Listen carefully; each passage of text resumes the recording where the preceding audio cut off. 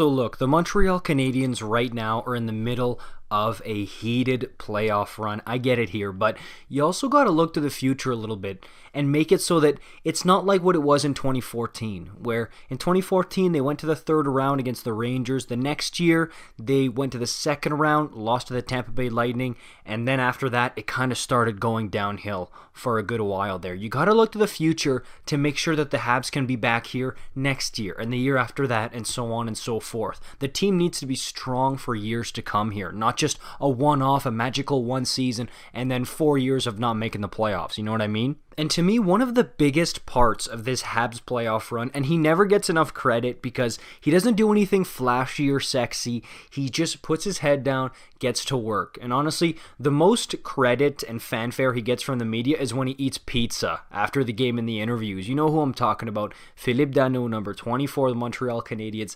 This guy is a loyal soldier, okay? I mean, literally, he's a great guy in the room. They love him, a great leader. And honestly, he does everything the right way. A true professional for the Montreal Canadiens here. But here's the thing. Philippe Danault, after this season, guess what? He's a free agent. And we all heard the noise last offseason that he was offered $5 million for a 5 or 6 year deal. So long term and a lot of money by Marc Bergevin.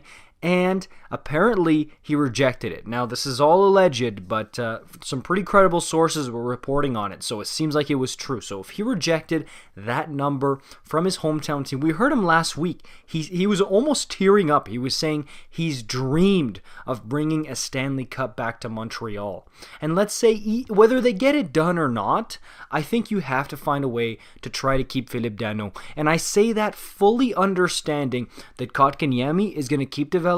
Suzuki is going to keep developing as well. You've even got a guy like Ryan Poehling who's been waiting in the wings here. So, like, you only got 4 center spots, okay? You can't give away center spots like free candy on Halloween here. There's only 4 of them. You got to fight for it. So, look, when the money gets spread out there and the younger kids start developing, look, guys are going to have to get pushed out. Look in Toronto, Nazem Kadri, bye-bye. That's how it has to go sometimes. And Philippe Danault, the thing is here, like, without him, who shuts down the big boys? Who shuts down Matthews in that big playoff series? Or McDavid, right? Or even, I know Scheifele wasn't in the series, but guys like Ehlers, guys like Wheeler, who shuts those guys down if it's not Danault? Because that's what he prides himself and specializes in. And we've all heard the quotes. Nathan MacKinnon said the hardest guy to play against is Philippe Danault because of how he plays you defensively. It's not the goals, okay? He's not going to put up 30 goals, 80 points. That's not what he is. But he is a truly amazing defensive centerman. And look, Philly D, I mean, he's coming off a 3-year deal where he was making just over $3 million per season. I think he's going to be looking for a raise because we all hear the same rhetoric with these players once they hit free agency. Hey, you don't know how many cracks the can you're going to get. You don't know how many chances you're going to get to make your money, so try to make it now. So does he go out and test the open market? Does he take a hometown discount because it's the Montreal Canadiens? They've treated him really well and they've built up a great relationship here. I mean, who really knows? It depends on the type of guy it is, right? But in my experience, from what I've seen, the hometown discount, it's very, very rare. And you look at it on the surface, like, Philippe Danault, he's such a good dude. He seems like the type of guy who would take a hometown discount. But again, look, we're not playing patty cake here. This is a business. It's professional business. There's a lot of money on the line here. So, I mean, it's professionalism. There's real big bucks involved here. Not everybody can take a hometown discount. So, we can't blame him, Habs fans, if he goes out there in the open market and wants 5 or 6 million. I mean, is he going to get that? Especially coming off of a virus year where the cap is flat. I don't know if he's going to get that big number that he's looking for, especially with term. Like, if he's looking for 5 times 5, $5 million for 5 years, I don't know, man. That's really, I think that's stretching it, Phil. And again, it depends what he wants to do, okay? Does he want to go to the Detroit Red Wings where they can pay him whatever he wants, right? And then he's like a leader and he's a star, whatever he wants to be in Detroit. Or does he want to take a pay cut, stay with the Habs, maybe go on a couple of more deep runs like this with his hometown team? And keep in mind, this guy's not 21, okay? He's 28. 8 years old. So he can't be signing an 8-year deal here, okay, for Philippe Danault. And I'm hesitant to look at the statistics, because if you look at the stats, you're going to look at this guy and go, oh, he's a bender, he sucks.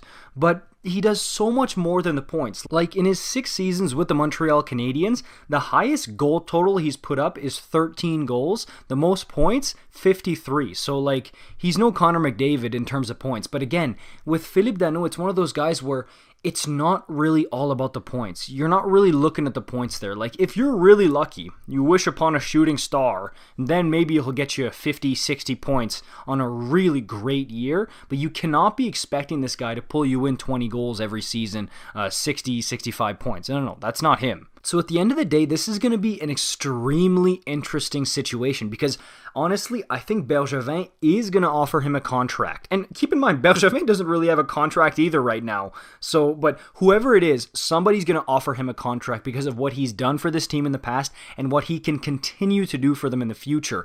But then the ball's going to be in his court. Again, I mentioned already, do you want to take the hometown discount, or do you want to be able to buy yourself 3 Ferraris? You know what that's what he's going to have to decide. Truly, that's what it's going to be for 24. And another thing you will have to keep in mind here is if you do decide to let Danault walk, like, you're freeing up a bit of cap space, like that $3 million, but is that really enough to go out and get somebody to help out these kids?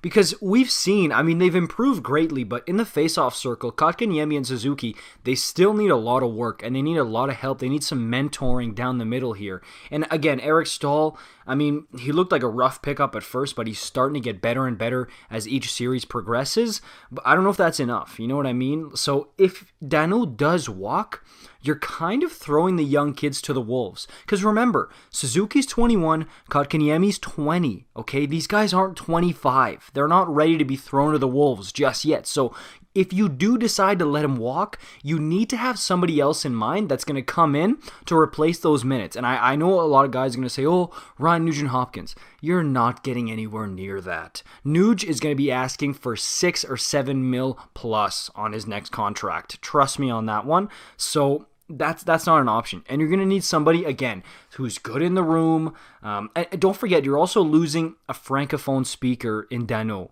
Okay, and that's somebody who's great in the community for both languages. So that's also another factor you have to keep in mind for this. It's a very, very big decision. That's why I want to make a whole video about this, because to me, this is a huge move for the Montreal Canadiens. And in the past, I know Bergevin, he's made some great moves, like when Pacioretty was a bit disgruntled, turns that into Suzuki and Tatar, and Norlinder, who might turn into a good player here. But there's also been some other ones, like we can talk about the Piquet Subban, Shea Weber trade until for the next 3 years, man, if it's a win or a loss for who. But look, there's been some great ones, there's been some not so great ones. So again, we have another fork in the road here, and Bergevin has a big decision to make with Philippe Danault. And I don't know, for some reason, for me, if you ask me, I think personally he's going to stay. I really do, especially if the Habs keep going deeper and deeper in the playoffs here. I think Philippe Danault is going to stay. Maybe not on a long term, but I think he's going to be endeared enough and charmed enough by the CH to want to stay. But that's just my 2 cents on the matter. Of course, I want to know what you guys think in the comments down below. Philippe Danault, do you want to keep him? And if you do, what's the number you're giving him? And make it realistic, okay? Don't say, okay, I'll sign him for 5 cents. No. Okay, come on here. Let's be somewhat realistic for Philippe Danault, and I want to hear your proposals down below. Let's all be some Marc Bergevins in the comments. How about that, eh? And yeah, for more content like this, you know what to do. Make sure you like, subscribe, notification bell, and I'll see you guys in the next one. Peace out.